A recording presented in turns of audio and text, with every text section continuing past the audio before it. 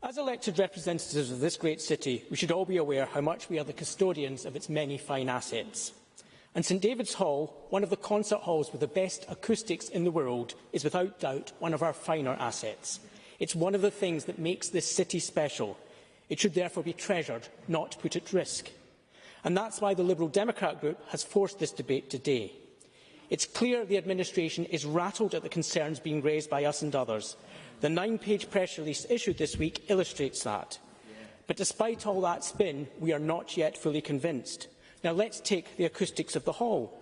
You say acoustic engineer Sandy Brown, who helped create the hall, have advised they shouldn't be impacted by the planned structural alterations. But you plan not just to remove the seating from the stalls. To create a standing area, you will no doubt also have to flatten the floor, which currently slopes upwards from the stage. So you will therefore change the hall's interior shape, and surely, therefore, there is a risk. So will you commit today to securing a second opinion on whether these plans could adversely impact the acoustics of the hall?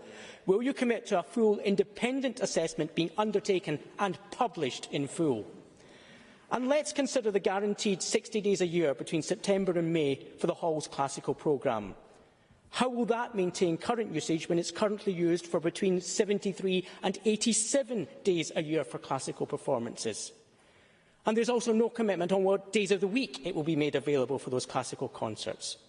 And if the dates are only guaranteed between September and May, what will this mean for the proms which take place in July?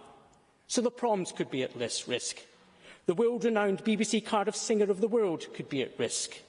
And you want to rush an in-principle decision to hand over the running of the hall to AMG in just a week's time. Well, if you're so confident of the plans and feel you can answer all the questions people are posing, then why not just commit to a full public consultation before an in-principle decision is taken? And the fact you won't contemplate it, quite frankly, stinks. It leaves us thinking something isn't right. Even the Culture Committee in the Senate is asking why there is such a rush to make a decision.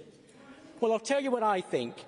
We know that AMG is largely owned by Live Nation, and we know Live Nation is your partner for the delivery of the planned arena in the Bay.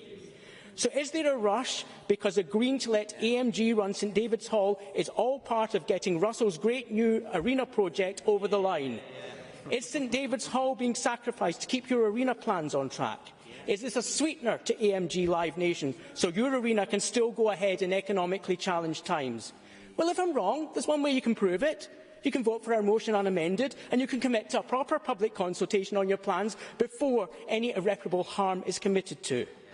Fellow members, please vote to protect the city from what could amount to unforgivable cultural vandalism. Please support the Liberal Democrat motion unamended.